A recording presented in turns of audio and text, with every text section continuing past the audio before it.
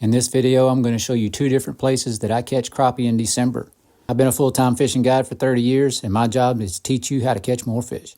And first thing I'm going to do is I'm going to start looking in shallower water first, because the shallowest water is easier for me to catch them in versus the deep water. So I'm going to use my side imaging, and I'm going to scan around, and I see fish, and I'm going to use my 2D in my down scan as well.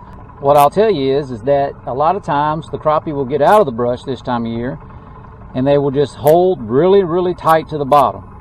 And I know that goes against all that you've heard about, you know, crappie always suspending and this and that, and yes, they do. But this time of year and at other times of year, they will hold right on the bottom. I catch them a lot of times. It'll have mud on their bellies. It's normally when it gets really cold, I'll catch them like that. And then if I'm fishing in shallow water like I am today, it makes those fish really hard to see.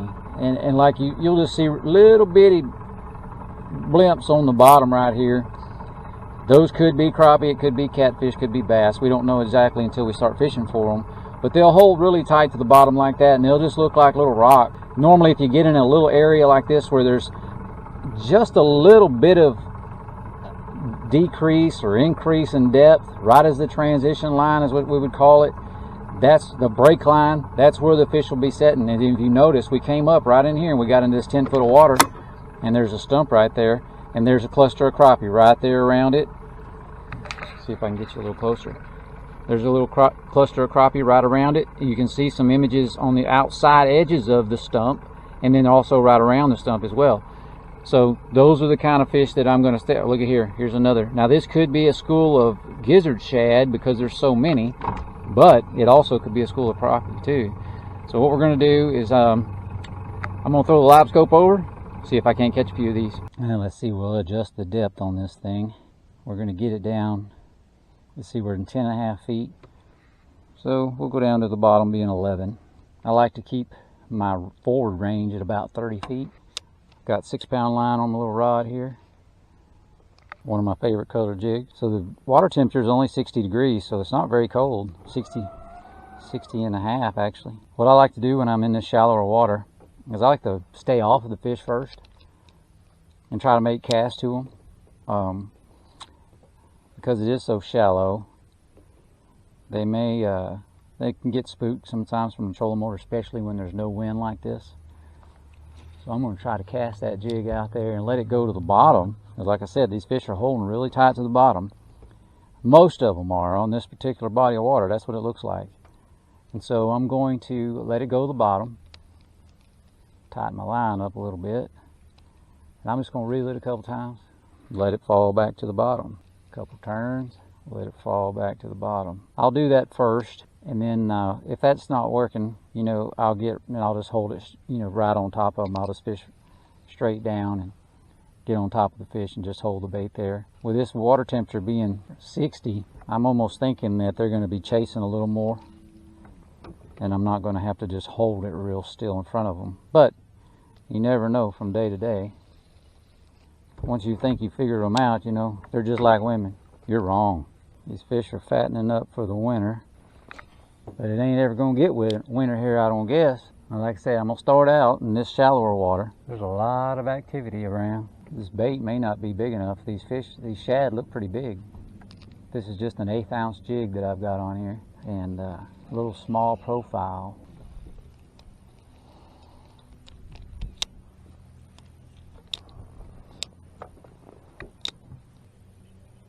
Oh, where's one? Holly bum. Ooh, look at here what done got it. Look at that. Look at that. You think that fish didn't want that bait? Look at that, how far it is down in there. Look at that. Golly. He busted it.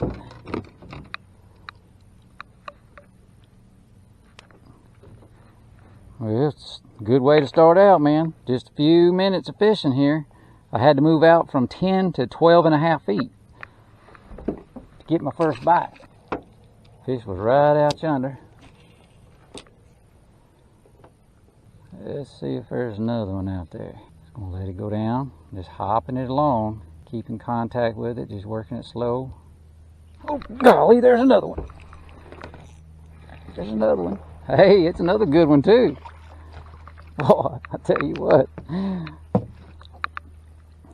They love that little bait right there, buddy. Hey, get off there. Another nice little keeper. Man, I tell you what, that didn't take long at all. We'll just keep casting around. See if we can't locate a pretty good school of them somewhere. 2 fish in 3 or 4 minutes here. Back-to-back cast. One thing about them, if you don't get right on them sometimes, you're not going to catch them. They just won't go very far to get it. Especially if these water temperatures start getting cooler. I think I'm going to try a different color just because this water is so dingy. Oh, I see something right here close to the boat. Right under us here. Let me see. So one thing about this live scope technology, you can just pick them and see them just right underneath you. Golly, bum, shoot. Knocked the fire out of that thing and I missed him. Shoot. Caught me counting my change. Dadgummit. Let's see if he'll come back on it. No, you don't want it. I guess it stinks. Trying that old pink and blue now. This is an 1/8 ounce as well. You can see the head's been beat up on it. It's caught a couple of them. I've got 15-pound line on this pole because there's usually a lot of cover around and you have to get them out of it, but this is just open. Oh, I hadn't come out and got it, guys. Look at there. Look at that.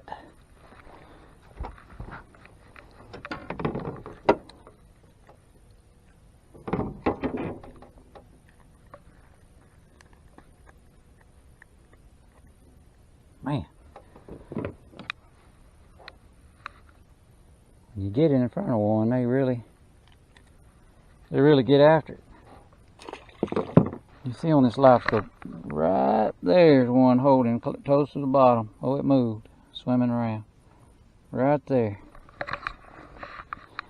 So I can just pitch around with this longer pole. I don't have to cast. Kind of just pitch it out there and get it the distance I need it and let it go down. Kind of just let it fall right down on top of the fish there. Let it go down to it, nice and easy. Remember always, when you pitch that jig out there, that minnow or whatever you're using, make sure it's the same color as them fish you're trying to catch. That way and what I mean by that, the same brightness. That jig needs to be the same brightness as that fish. That means you in his neighborhood and you can get him. If it's faint, if the fish is really bright and your jig is real faint, you're not close to them. Sometimes they won't chase after it to get it. So you got to really make sure your cast is accurate. Make sure that bait's right there in front of him. Especially when these water temperatures get a little cooler like this, they won't chase it as far. Golly, that one come out there and got it.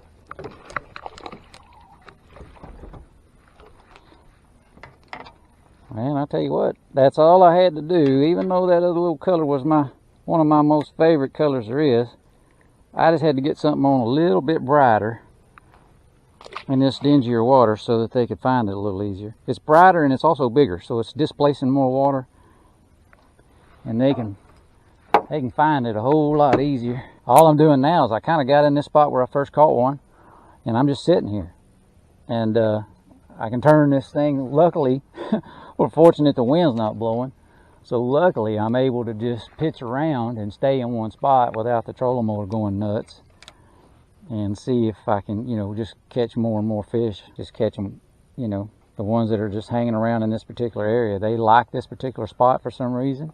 Could be that the bottom's a little harder. Could be it's softer. I don't really know that.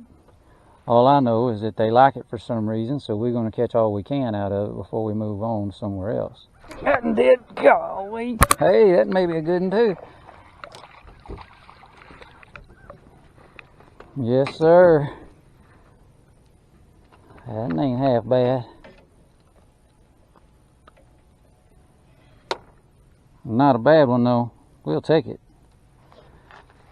Thank you, sir. I'm just going to turn this thing around here in circles. I see another one over here. Let's see if we can get one of them to bite. Looks like there's 2 of them. Oh, he did. As soon as you get it by him, buddy, he gets it. Golly. Whew. Hey, and that one's bigger than the last one. Heck yeah. They liking that little old bait, aren't they? Man, them some good little keepers right there. Get back in there. As soon as I throw them in there, I see them on this live scope, they zoom right back down to the bottom. Here's one right here under the boat. Look at here, right here. I mean, it just showed up. Right here. Drop it down. Oh, got it!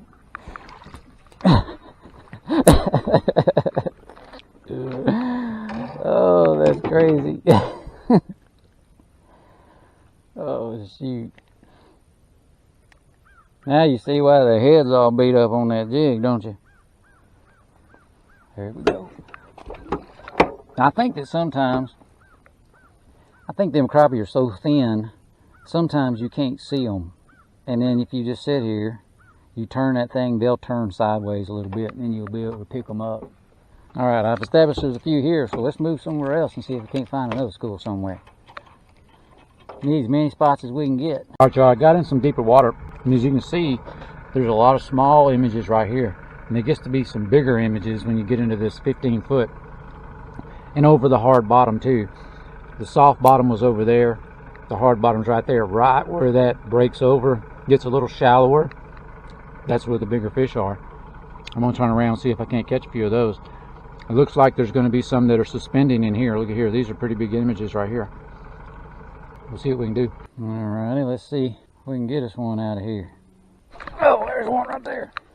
The first drop out there. Golly, he ain't very big though. We're seeing them bigger images and end up catching the littlest one of the day.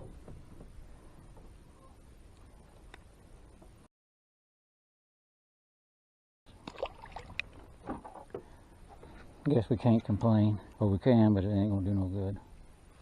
I'm just gonna go straight down. I can see some just hanging right off the bottom right here.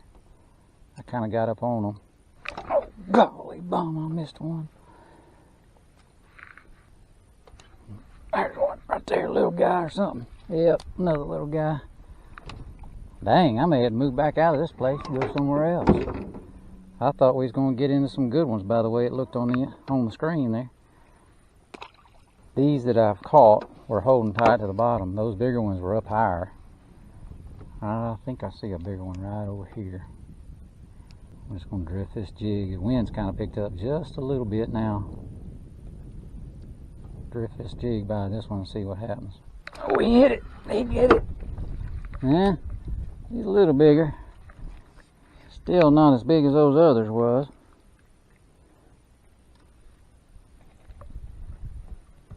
We'll take it. Golly.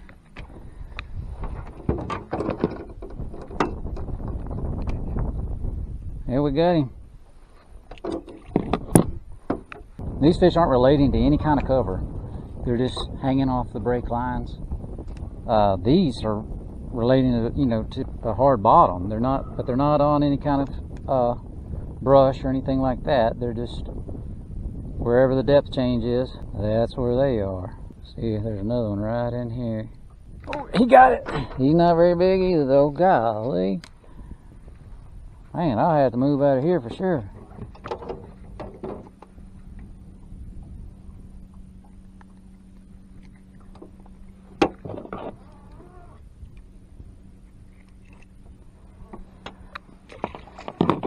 Some of these fish, whatever kind they are scared of this thing. These fish started to move a lot when that little bit of breeze picked up. That one didn't move too far. Oh, I got him.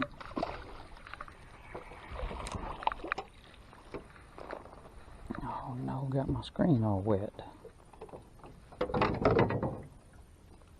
That's a good keeper. You know, when I didn't have live scope, what I would do is I would get in these same areas and I'd get on these break lines and I'd just troll a jig around. Just drag it around until I located them, and then I'd throw my marker buoy out, sit there and catch a few, move on to the next plot. But now with this, you can actually see them see them down there, so it, you know, saves you a lot of time, because you can just throw right at the fish instead of having to drift around or troll around to find it. And I'm going to put a same color jig or something that's bright on another pole, because this one's hard to manage. I like to be able to stay off of them. I think when I'm getting on top of them, some of them are kind of spooky. Even though I'm catching quite a few, some of them are running off. I can't see anything. I gotta use this thing just to get my line through there nowadays.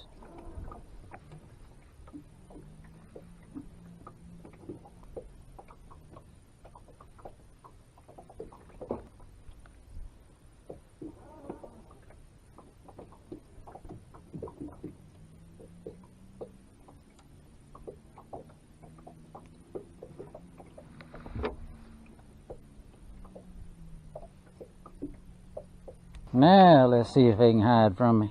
Give this one a couple more minutes. This spot, they were more little ones than there are big ones. We'll move and try somewhere else here. This one did. That one light blue and chartreuse right there. Yeah, right there.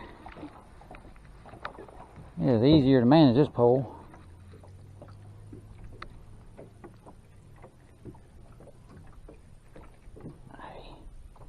Get off there. It makes them smell good on my jig. Here we go. They are very spooky from this trolling motor. You want to make sure you get it right by them, especially when these temperatures are getting a little cooler like they are. Oh, I got one dead. Boy, he'll chase it just like that. When you get it right there by them.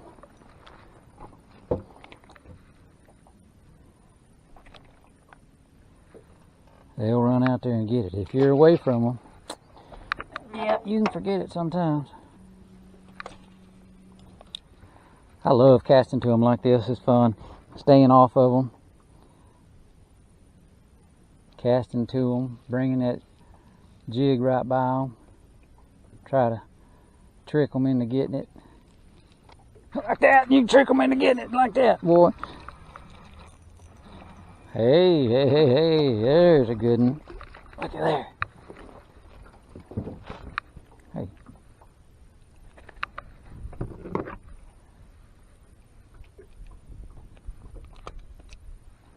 Not bad.